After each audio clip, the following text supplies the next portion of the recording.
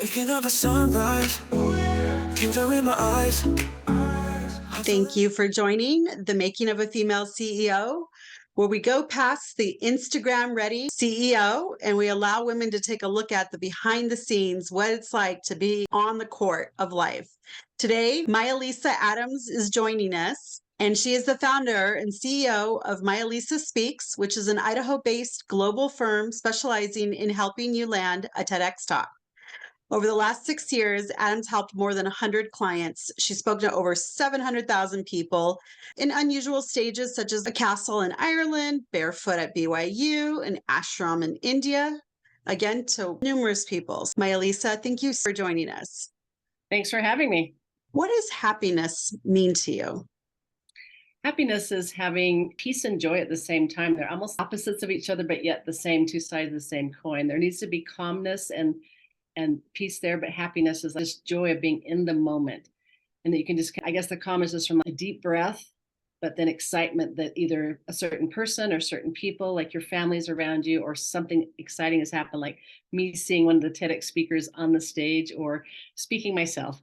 Yes, it's always wonderful when something that you have the ability to do and somebody runs with it. I completely understand that. Now let's look at something a little bit different. What does success mean to you? Success to me is actually helping other people get their dreams as well. And then that helps me in the same time. Collaboration is a big word for me. And it comes from years ago. I met Stephen R Covey and I was just 16 at the time. And I met him a few other times, and he's very big in collaboration instead of competition. It's really like, what can I do to work together so that it's a win for you and a win for me? And instead of just giving yourself away to put other people on the stage without there being something in it for you, or just being in it for you and then they're not getting the win of being on the stage, for example. We both have to have a capital W, a big win. That's success to me. That's incredible that you got a chance to meet Stephen R Covey. What has been your greatest success then? Well, my kids come to mind, of course. I have 4 children and my oldest is married and has 2 children.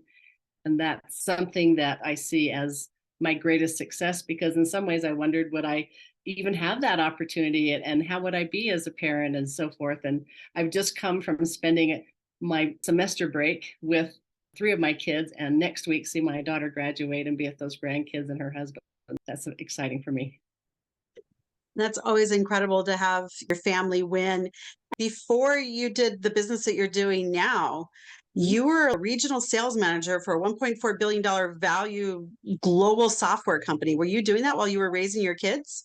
No, I wasn't. I actually took a break and I got to be at home. Yeah, I was in Silicon Valley doing presentations, representing software companies, and I loved that time. And because of that, then is when I was asked here at the local university a few years ago to say, would you come teach a public speaking class? We know you've given presentations, and that's what put me on the path to helping people land a TEDx Talk. What would you say? Would you define that as an inflection point? And if not, what would be an inflection point in your life? In some ways, I was excited to have the family, but yet it was hard to make that switch from corporate life to being a full-time stay-at-home mom. It was interesting. My daughter said to me not many months ago, she said, I didn't really realize that you didn't work, Mom, though, because you were always involved in everything else at school. I thought you were going to work a lot of the time. And it is a turning point. It was black and white thinker, meaning I had to be all corporate or all mom. And now later in life, I was able to blend that a little bit more and see that having pieces of both of it has been healthier. I was fortunate to have a stay-at-home mom, at least until I was in first grade. Now look at a lot of kids that are growing up now, a lot of my friends at my age, a lot of the moms were stay-at-homes. We always had eyes over us. We could come home for lunch from school.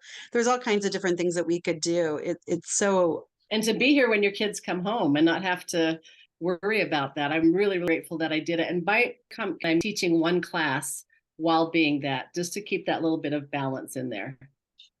Shifting that balance when before I have kids, and now I'm an empty nester and they're completely on their own. So I sometimes don't know when to quit work, but it's an exciting time as well.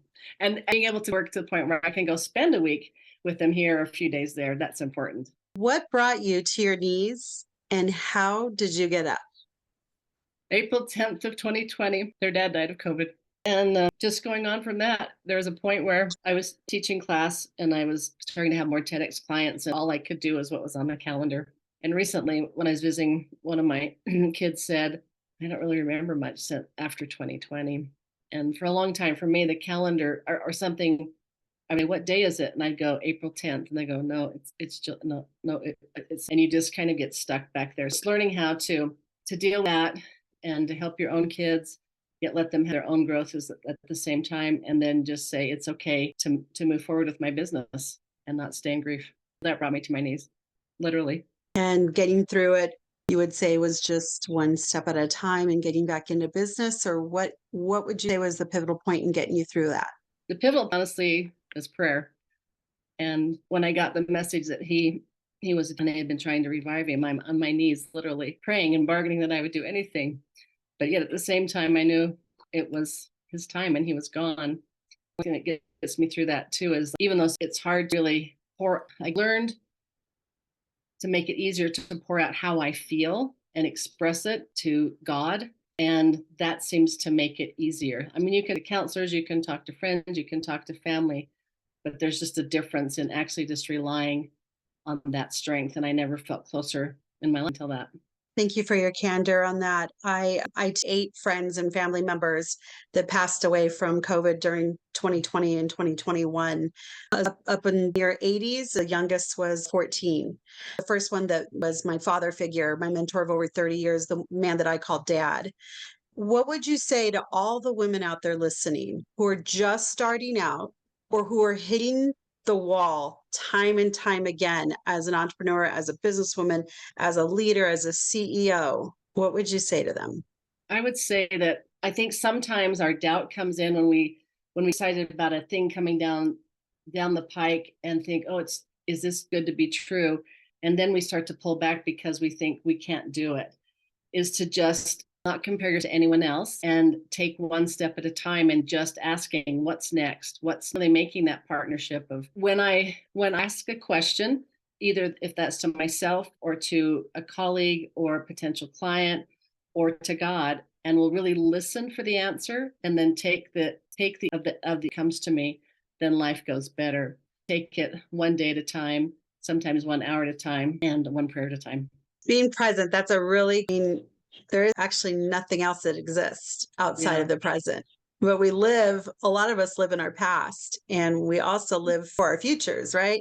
When that comes, or when my kid graduates from school, or when I get married, or thank you for the reminder. I've been guilty of that, both of living in the past and looking at the future. And I have to remind myself. And that's why it's something I've worked on. And when I do that, when I am in the present and when I ask those questions and take those actions, life goes better. And when it doesn't, boop, back to the present or the past, and it doesn't go as well. Yes. Thank you for coming on and for giving your insights, sharing yourself with all the other women that are out there, all these leaders that I get to have. I'm so honored to have so many people and to have a much more intimate conversation than the usual interviews. Is there anything in closing you'd like to share? Well, I got a chance to go to India and just speak for 3 minutes and share a message. The overall message of the group of speakers was we're one. And I really felt that with the people there in India. And then my own little message is that time is not promised. My last thing I'd like to leave with you is to write your book, give your talk, because you're just one book or one talk or one collaboration away from your dream. Thank you so much. You have no idea what you're going to say and what you're going to write about, how that will help even one other person throughout life. Thank you so much. It was a pleasure to have you, Maija-Liisa. Thank you. Thanks for having me on. Waking up a sunrise, tears are in my eyes.